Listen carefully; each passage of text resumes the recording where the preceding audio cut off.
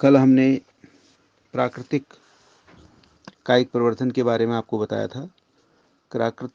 जो प्राकृतिक कायिक प्रवर्धन है उसमें भूमिगत तने और अर्धवायवीय तने, इनको हमने पढ़ लिया था।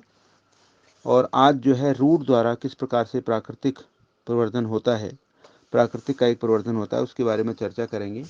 ये आज मैं आपको पेज नंबर 5 जो नोट्स हैं वो आपको प्रेषित कर दिए हैं मैंने, इसको आप समझ लेंगे। जो रूट है ये एक कुछ पौधों में बड़ी सामान्य प्रक्रिया है, बड़ी सफल प्रक्रिया भी है, जिसके द्वारा हम पौधों की संख्या को बढ़ाते हैं। और इसका सबसे अच्छा उदाहरण जो है डहेलिया है। डहेलिया का फूल आप 15 अगस्त को बड़ा सा फूल लेके आते हो विद्यालय में, या 26 जनवरी को लाते हो आप, तो वो जो डहेलिया है, उस डहेलिया में जो ज़्यादातर जो प्रजनन होता है, कायिक प्रवर्धन होता है, वो रूट्स के, जड़ के द्वारा होता है। वो मोटी मोटी जड़ें होती हैं, भोजन संग्रह करके मोटी हो जाती हैं खूब और फूल जाती हैं। शकरकंद देखा होगा आपने, सेम है एग्जाम्पल, वो भी शकरकंद भी रूट के द्वारा कायिक प्रवर्धन का अच्छा उदाहरण है। तो इसमें क्या होता है कि हम रूट को देते हैं और रूट को दूसरी जगह निकाल के, एक पौधे से, मात्र पौधे से निकाल करके रूट को दूसरी जगह लगा देते हैं। तो ये जो है ये जड़ों द्वारा या रूट द्वारा जो है कायिक प्रवर्धन है। आपको चित्र में मैंने डहेलिया का चित्र आपको भेज रखा है बना करके, किस प्रकार से उसकी जड़ें निकलती रहती हैं। इसको आप अपने घर के आसपास सभी जगह, पौधा हमारे कुमाऊं क्षेत्र में है तो आप देख सकते हैं इसको।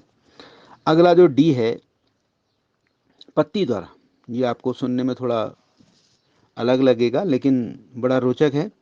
कुछ पौधों की पत्तियों द्वारा भी कायिक प्रवर्धन होता है। इन पत्तियों के किनारे पे, इनकी जो किनारा होता है पत्ती का, उस किनारे पे छोटे छोटे जो है पौधे अपने आप एक समय के बाद जो है उगने लगते हैं। और इसका सबसे सुंदर उदाहरण एक तो ब्रायोफिल्लम है, जो हमारे यहाँ कुमाऊं क्षेत्र में बहुत ज़्यादा पाया जाता है। विद्यालय में आपने दिखा रखा है मैंने आपको, अजूबा हम जिसको बोलते हैं।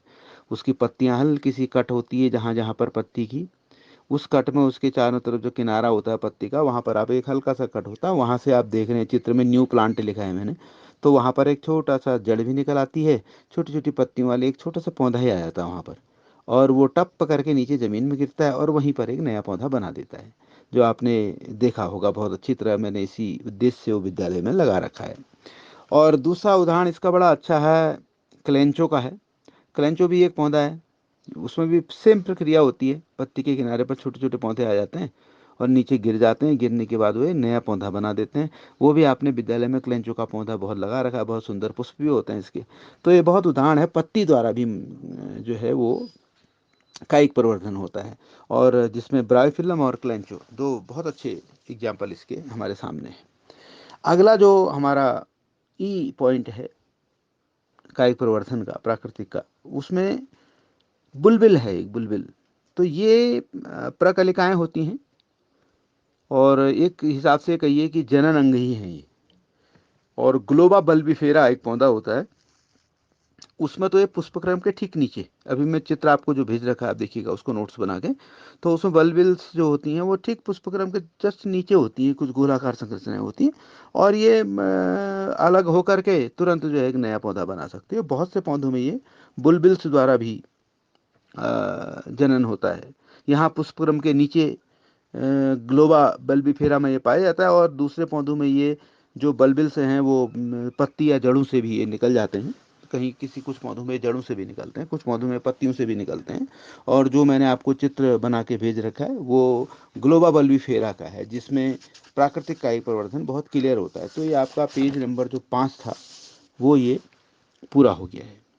इसमें कहीं पर भी आपको लगता है कि जो मैंने आपको समझाया, आपको नोट्स भेजे, इसमें कहीं पर लगता कोई डाउट होता है तो वॉइस मैसेज आपके इंतज़ार रहेगा मुझे, तो मैं आपकी समस्याओं का भी उसमें समाधान करते रहूँगा। जहाँ जहाँ पर आपको दिक्कत होगी, कोई चित्र बनाने में दिक्कत हो रही हो, या कहीं पर चित्र बहुत ही डायग्रामेटिक बना रखे हैं, बहुत ही सरल, इससे सरल ये हो नहीं सकते। इसको कोई भी बना सकता है, छोटा कक्षा 5 का बच्चा भी इनको बना देगा। और इसको आप ज़रूर, लेकिन उसका जो वैज्ञानिक आधार है चित्रों का वो ज़रूर देखिएगा। उसमें हमारा कंटेंट जो हम पढ़ा रहे हैं वो नोट्स में मैंने पूरा बना के भेज रखा है। तो आधा समझने से ज़्यादा इम्पोर्टेंट है कि चित्रों के द्वारा आपका पूरा जो बात है वो कॉपी में आपकी समझ में आ जानी चाहिए। चित्र ही आपका बोलना चाहिए कि हाँ मैं ऐसा हूँ। तो ये था आज पेज नंबर 5 आपका। इसके बाद पेज नंबर 6 का मैं आपको लिटरेचर भेजूँगा।